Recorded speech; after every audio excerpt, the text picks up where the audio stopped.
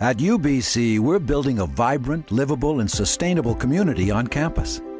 To support that vision, UBC is developing a housing action plan to improve housing choice and affordability on the Vancouver campus for faculty, staff, and students. The Community Planning Task Group of the UBC Board of Governors is leading the process of developing the housing action plan.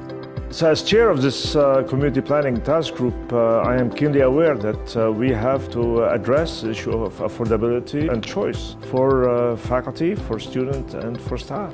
We are in a situation where the prices are going out of whack, and at the same time we are in a war for talent. We are trying to get the best. We want to move up to the top 20 in the world. We want to retain the people we tried to recruit in the last 5-10 years, and then they are realizing that they cannot afford housing with their families.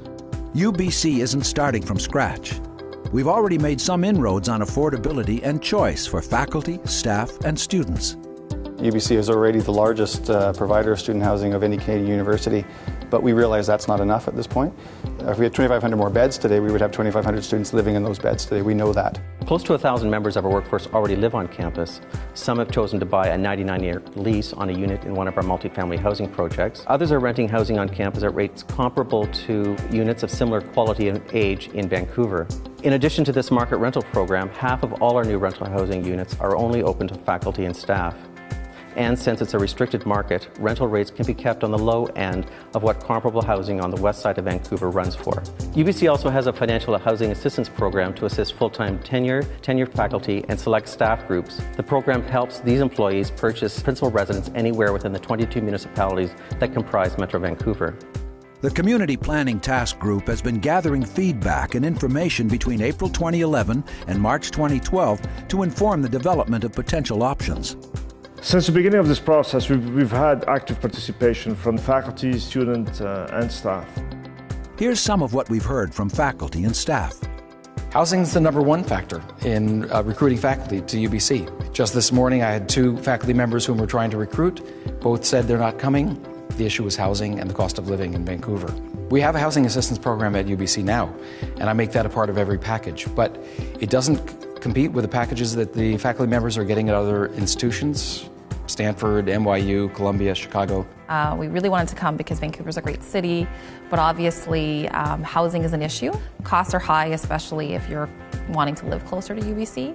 The current housing assistance program is a big improvement on what preceded it, and our faculty are very grateful, the number of faculty that have taken advantage of it, but it is not really enough. I've been in UBC faculty for the last 6.5 years, so I still have 6 months to use the housing assistance program. However, with the current prices, it doesn't make sense for me to use it at the moment. Yeah, I moved here 3 years ago, accepted a job offer as a faculty member here, and I was fortunate enough to get a rental place, and so I started saving. The housing price went up faster than I could save, so today, I still cannot afford a place. I believe that 20% discount on a condo that costs $800,000, $900,000 is not enough for average faculty. Yeah, I would definitely consider living on campus just based on the fact that I spend about an hour and a half on the bus each day.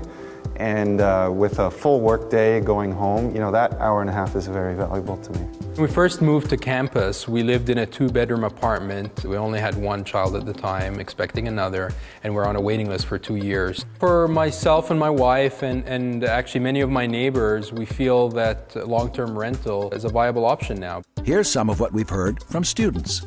So as a postdoctoral fellow who recently moved to Vancouver from Ontario, given my salary, I had to look for options that were affordable, which meant living off campus. Yeah, I would want to be able to live alone. Having my own space is really important to me. Making sure that, when I'm spending a long day at the library, I don't have to take 45 minutes or an hour to get back home. We've developed a comprehensive discussion paper outlining potential housing program options. Some of the options we're considering for faculty and staff cover ownership, rental, and financial assistance programs. We live here. We all know that Vancouver is one of the most beautiful cities to live in the world. It's also one of the most expensive.